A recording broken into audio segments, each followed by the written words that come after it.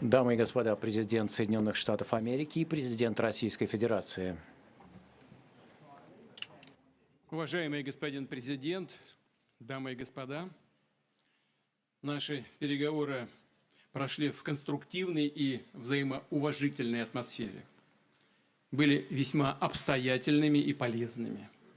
Хотел бы еще раз поблагодарить моего американского коллегу за предложение приехать на Аляску. Вполне логично встретиться именно здесь, ведь наши страны, хоть нас разделяют океаны, на самом деле близкие соседи. И я, когда мы встретились, вышли из самолетов, я так сказал: добрый день, дорогой сосед, очень приятно видеть вас в добром здравии и живым. И по-соседски это очень звучит, по-моему, по-доброму. Нас разделяет только Берингов пролив. Да и то, там два острова, между российским и американским островом всего 4 километра. Мы близкие соседи, это факт. Важно также, что с Аляской связана значительная часть общей истории России и США.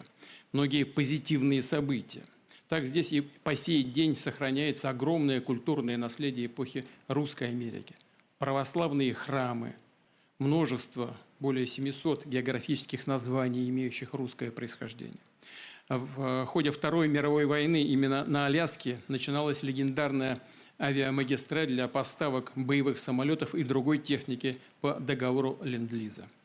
Это был опасный, сложный маршрут над громадными ледяными пространствами, но летчики и специалисты двух стран делали все, чтобы приблизить победу, рисковали, отдавали свои жизни для общей победы. Вот я сейчас только что был в городе Магадане в России, там памятник стоит российским и американским летчикам, и флаг на памятнике российский и американский. И я знаю, что и здесь тоже есть такой же памятник. На военном кладбище всего в нескольких километрах отсюда захоронены советские пилоты, погибшие при выполнении той героической миссии, признательные американским властям и гражданам за бережное отношение к их памяти.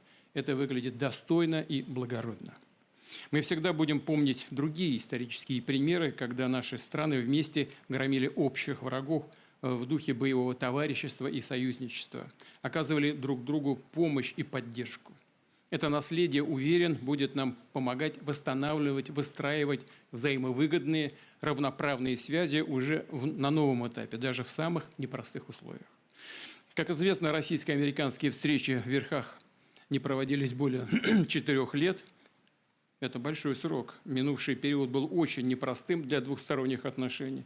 И, скажем прямо, они скатились до самой низкой точки со времен Холодной войны. И это не идет на пользу ни нашим странам, да, и миру в целом.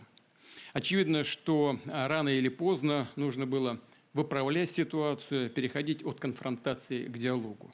И в этом плане личная встреча глав двух государств реально назрела, конечно, с условием серьезной и кропотливой подготовки. И такая работа в целом была проделана. У нас с президентом Трампом установились очень хорошие прямые контакты.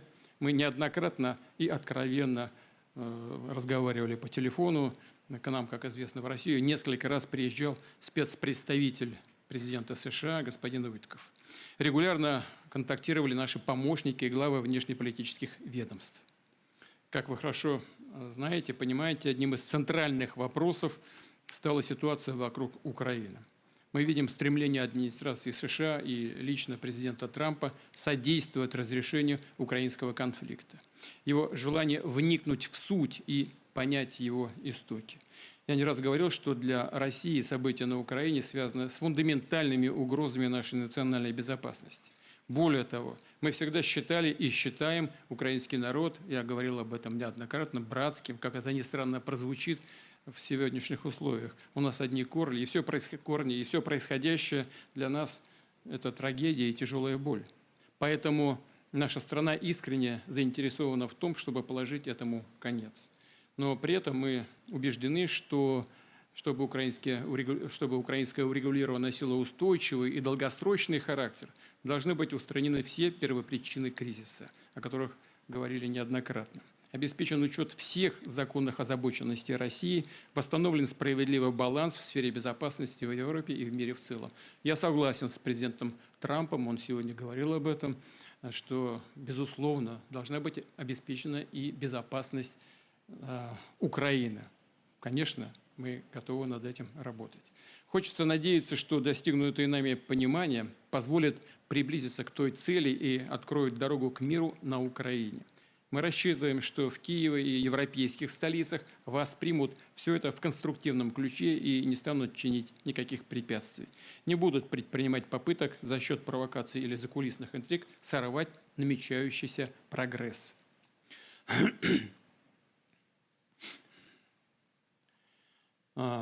Кстати, с приходом новой администрации США двусторонний товарооборот начал у нас повышаться. Все это носит пока такой символический характер, но все-таки плюс 20%. Я говорю о том, что у нас много интересных направлений для совместной работы. Очевидно, что российско-американское деловое и инвестиционное партнерство имеет огромный потенциал. России и США есть что предложить друг другу в торговле, энергетике, цифровой сфере, высоких технологиях и освоении космоса. Актуальным видится и взаимодействие в Арктике, возобновление межрегиональных контактов, в том числе между нашим Дальним Востоком и американским западным побережьем. В общем, нашим странам важно и нужно перелистнуть страницу и вернуться к сотрудничеству. Символично, что неподалеку на границе России и США, как я уже говорил, проходит так называемая линия перемены дат, где можно буквально перешагнуть из вчера в завтра. И надеюсь, что у нас так и получится в политической сфере. Я хотел бы поблагодарить господина Трампа за совместную работу, за доброжелательный и доверительный тон беседы. Главное, что с обеих сторон был настрой на результат. Мы видим, что президент США имеет четкое представление о том, чего хочет добиться, искренне заботится о процветании своей страны и в то же время проявляет понимание наличия в России своих национальных интересов.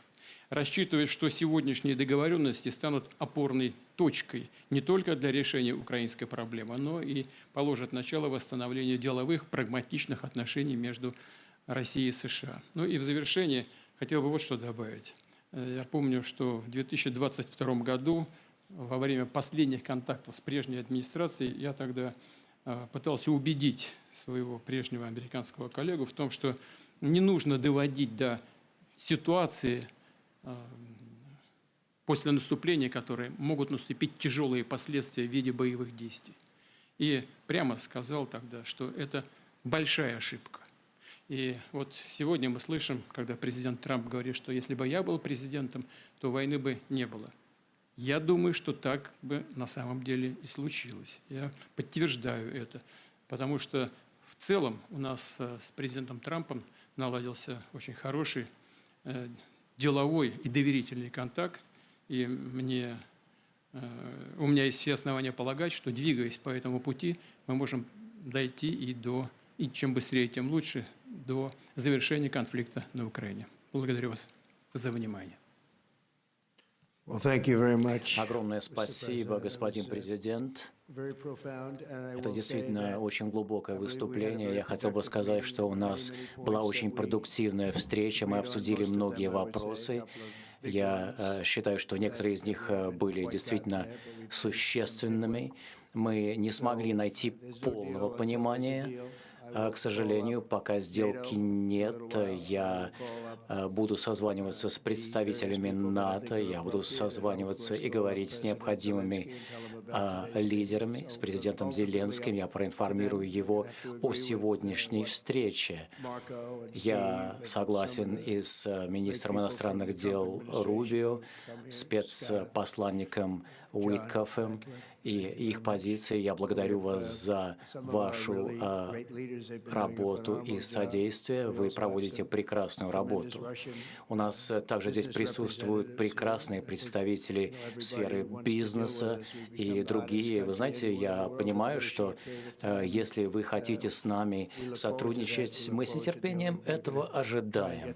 Мы с нетерпением ожидаем работы вместе. Мы хотели бы закончить этот конфликт как можно быстрее. Сегодня мы достигли достигли существенного прогресса. У меня с президентом Путиным очень хорошие взаимоотношения с Владимиром Владимировичем. Мы провели многие сложные встречи, хорошие встречи.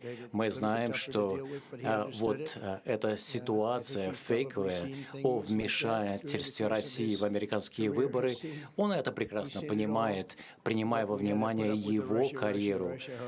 И он знает, что это все неправда. Россия, Россия, Россия. Он понимает, что все то, что было сделано, это криминальные усилия.